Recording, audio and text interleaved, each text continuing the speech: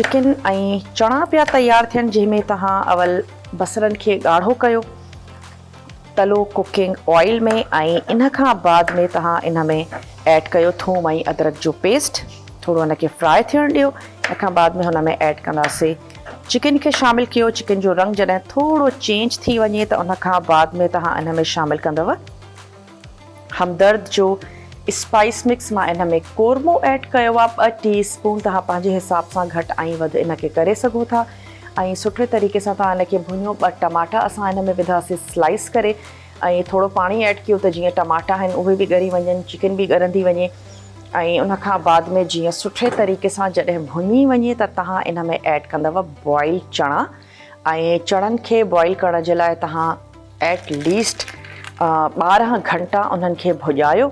Mostly इहो सुठो रहंदो आहे त तव्हां ओवरनाइट चणनि खे भुॼायो ऐं सुबुह जो उथी करे चणनि खे तव्हां पचाइण जे लाइ रखो। जेकॾहिं कुकर इस्तेमालु कंदा आहियो त कुकर में, न त नॉर्मल देगड़ीअ में।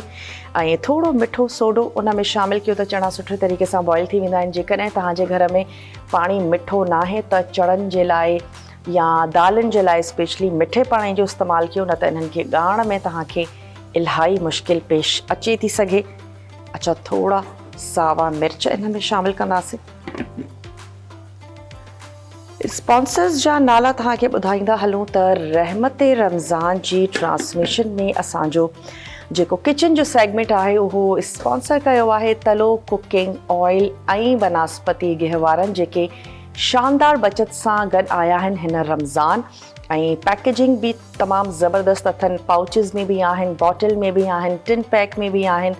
इन सां गॾु गॾु रूह अफ़ज़ा हमदर्द जो, ऐं हमदर्द खे असां सुञाणींदा आहियूं मेडिसिन्स जे हवाले सां, पर जेको रूह अफ़ज़ा आहे उहो बि हमदर्द वारनि जो आहे ऐं इलाही बहितरीनु आहे। असां हिकिड़े तवील अरसे खां रूह अफ़ज़ा जो नालो ॿुधी रहिया आहियूं, इन ते भरवसो करे रहिया आहियूं। ऐं रूह अफ़ज़ा सां गॾु जॾहिं इफ़्तार थींदी आहे त इफ़्तार जो मज़ो दुबालो थी थो वञे। इन सां गॾु टपाल मेज़बान प्रीमियर डस्ट तमामु बहितरीनु चांहि आहे। पंहिंजे रंग, ख़ुशबू ऐं ज़ाइक़े जे करे इहा चांहि जेका आहे सा सिंध भर में नंबर 1 चांहि आहे। असांजी टपाल मेज़बान प्रीमियर डस्ट ऐं हमदर्द वारनि जा स्पाइसिस, जंहिंजी हिकिड़ी ज़बरदस्त रेंज आहे। तिक्का बोटी, निहारी, चपली कबाब, पुलाव, कोरमा, बिरयानी तमामु ज़बरदस्त आहे। कढ़ाई आहे, तमामु ज़बरदस्त वैरायटी आहे। पैकेजिंग तमामु सुठी अथनि। MSG फ्री इहे मसाला आहिनि। तमामु बैलेंस में इहे स्पाइस आहिनि। जेकॾहिं तव्हांखे ऑथेंटिक पाकिस्तानी कुज़ीन पंहिंजी प्लेट ते खपे या इहे फ्लेवर तव्हांखे खपनि त इहो अरोमा, इहो फ्लेवर तव्हांजे घर में अची थो सघे जेकॾहिं तव्हां वठी अचो हमदर्द जा स्पाइस मिक्स। त चलो हाणे असां पंहिंजी ॿोड़ खे बि थोरो हिलाईंदा हलूं। इन जो मां तव्हांखे रिकैप बि ॾिनो। थोरा सुर्ख बसर, थूम ऐं अदरक जो पेस्ट, थोरा टमाटा, तमामु शयुनि खे भुञंदासीं। बॉइल थियल इन में ऐड कंदासीं चणा। ऐं जेकॾहिं चणनि जो पंहिंजो पाणी तव्हां वटि मौजूदु आहे तमामु बहितरीनु आहे, उहो ई तव्हां इन में ऐड कयो। तमामु मज़ेदार थींदो आहे, छो त उन तमामु फ्लेवरफुल हूंदो आहे उहो पाणी।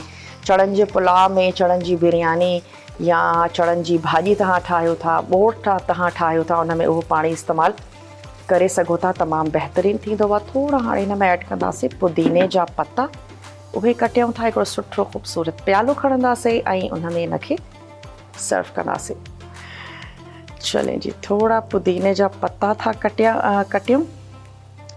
ऐं चणा ऐं चिकन अॼु जी रेसिपी आहे। उमेदु आहे त तव्हांखे ट्रांसमिशन बि सुठी लॻंदी हूंदी। मां पाण बि इलाही ॾिसंदी आहियां, फॉलो कंदी आहियां। पंहिंजे सेगमेंट खां हटी करे बि इलाही मालूमात में इज़ाफ़ो थींदो आहे। ऐं रमज़ान जी हिकिड़ी वाइब ईंदी आहे जॾहिं असां रमज़ान ट्रांसमिशन बि ॾिसंदा हलूं, किचन में कमु बि कंदा हलूं, त हिकिड़ी सुठी वाइब्स ईंदी आहे, सुठो लॻंदो आहे। मालूमात में इज़ाफ़ो थींदो आहे। खोड़ सारा सवालात हूंदा आहिनि असांजा। बहितरीनु असांजा उलमा इकराम बि हूंदा आहिनि ऐं उन्हनि जूं ज़बरदस्त क़िस्म जूं ॻाल्हियूं हूंदियूं आहिनि।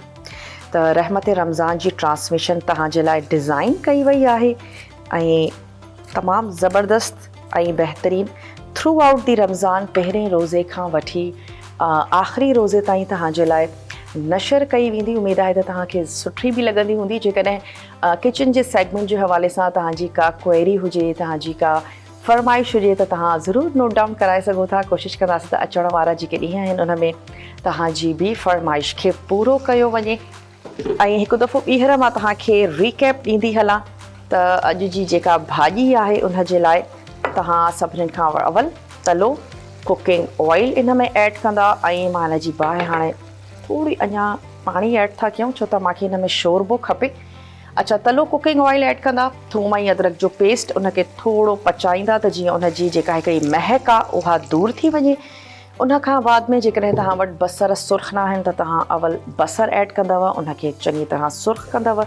पोइ तव्हां थूम ऐं अदरक जो पेस्ट उन में 2 टमाटा उहे शामिलु कयो, चिकन जा पीसिस ऐड कयो, उनखे थोरो ॻरणु ॾियो। जॾहिं टमाटा थोरा ॻरी वञनि त पोइ तव्हां ऐड कंदव उन में हमदर्द जो स्पाइस मिक्स। मां उन में कोरमो मसालो शामिलु कयो आहे। मसाले सां गॾु चिकन खे पचणु ॾियो त जीअं ज़बरदस्त फ्लेवरफुल थी वञे ऐं इन तमामु शयुनि खे भुञी करे जॾहिं तलो कुकिंग ऑयल सेपरेट थी वञे त पोइ तव्हां उन में ऐड कयो चणा ऐं चणनि जो पाणी आहे त उहो बि तव्हां उन में शामिलु कयो। थोरी सी देरि जे लाइ उनखे पचणु ॾियो त जीअं हिकिड़ी सुठी ग्रेवी तयारु थी वञे मानीअ सां स्पेशली खाइण जे लाइ। ऐं लास्ट में थोरा सावा मिर्च, थोरो पुदीने जा पत्ता इन में ऐड कंदासीं ऐं इनखे कंदासीं डिश आउट। लास्ट में जेको कोरमो मसालो आहे उहो सफ़ा मामूली बिल्कुलु लास्ट में जीअं गरम मसालो ऐड कबो आहे थोरो शामिलु कंदासीं त जीअं इन जो जेको फ्लेवर आहे, ख़ुशबू आहे, उहा ज़बरदस्त अची वञे। बिल्कुलु थोरो ऐड था कयूं बिल्कुलु लास्ट में ऐं मां हिनखे हाणे कयां थी डिश आउट। कोई बि हिकिड़ो गहरो तव्हां प्यालो अहिड़ो खणी सघो था जंहिंमें इहे तव्हांजो भाॼी जेका आहे सा सुठी लॻे। इनखे कयूं था हिकु तरफ़ ऐं हिकिड़ो अहिड़ो प्यालो खणी था वठूं।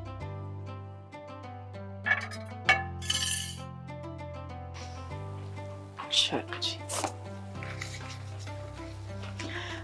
नान सां इलाही सुठो लॻंदो आहे। नान सां तव्हां इनखे ठाहियो